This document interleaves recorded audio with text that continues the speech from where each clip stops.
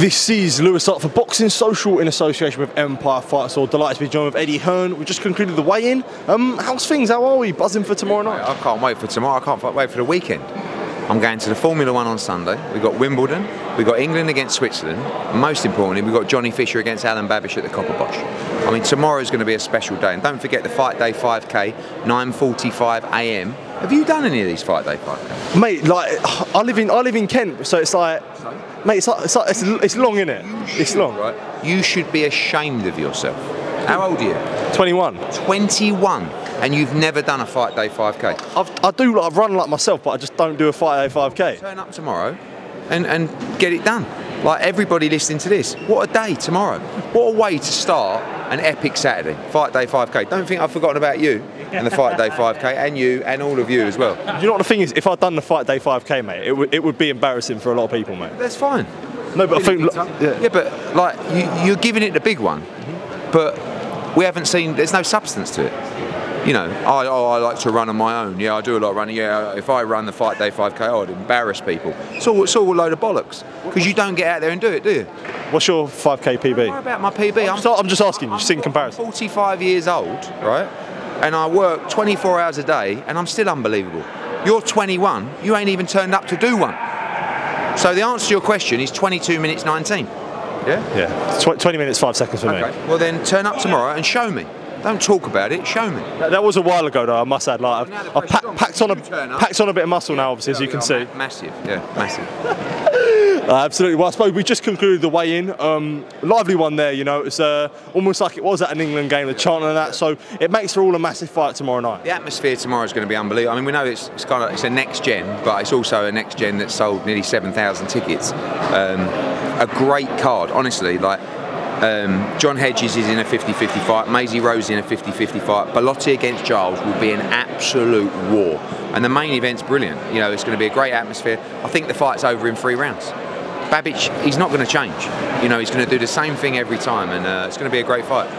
One thing I did want to ask you about, we do see Giorgio Vizioli on the undercard, and you know, when it comes to himself and other prospects you've got, when you look at, you know, Spyler, look, Cameron Vong as well, is it exciting that later down the line, you know, we could all see, like, I suppose, an elite talent coming from the UK and all fighting each other? Yeah, I think right now we've probably got the strongest, well, we've definitely got the strongest global stable we've ever had, but also the young kids coming through. I think we've got brilliant talent. Every young fighter gets the opportunity. Like, there's nothing to stop them, only themselves being good enough.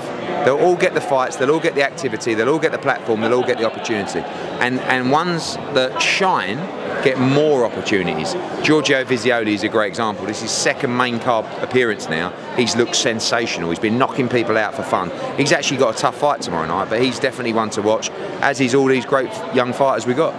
And just sort of last one on Johnny Fisher. Say he does get through tomorrow night. Is it a British title next, you think? Maybe an English title? Like, all won before. I mean, the natural step would be an English title, but Babic is kind of beyond that anyway. So, look, you see the crowd tomorrow night. You start throwing in the likes of David Adelaide, Fraser Clark, Fabio Wardley. You're going to sell out the O2. So, let's get the job done tomorrow night. One fight that was reported yesterday, Canelo looks like he's going to be out in September, either the 16th or maybe sort of towards the back end of September 29th. One of the rumoured opponents come out was Eubank Jr. Is that a bit of a surprise? Do you think that's realistic? It's quite wild. I mean, a couple of years ago, I looked at that fight and thought, wow, that could work at Wembley. I think the fight's due to take in America. It's a strange one to do in America. For me, obviously, I'm going to push Edgar Berlanga. He's the mandatory, huge punch in Puerto Rican, undefeated. I think it's a great fight. You know, Eubank's been out of the ring what will be over a year at that point. I believe a welterweight Conor Benn beats Eubank. So 168 Canelo Alvarez is a tough fight with the inactivity. But listen, if he gets the chance, good luck to him. And I guess we'll see. You mentioned there about Berlanga. So there would be no option for him to fight Morel. And I know he moved up, so there isn't, that fight wouldn't be on the table. David Morel. Against Berlanga? Yeah, because he was obviously the WBA. He's fighting at 175 for the interim WBA, I think.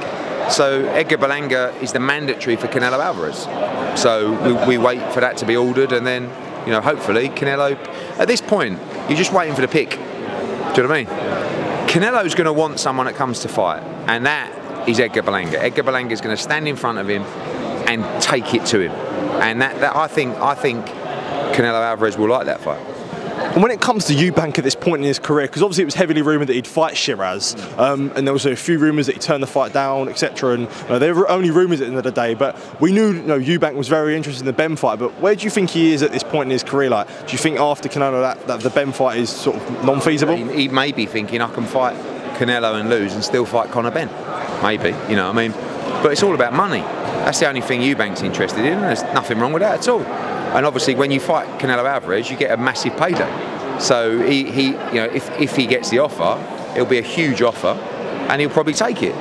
But it all depends who gets the offer, and it still depends on who Canelo wants to fight. Generally. Another guy who's I'm sure you've been asked about so many times almost since April or before April. Ryan Garcia. Yesterday, I suppose it sort of went to sort of a different level now.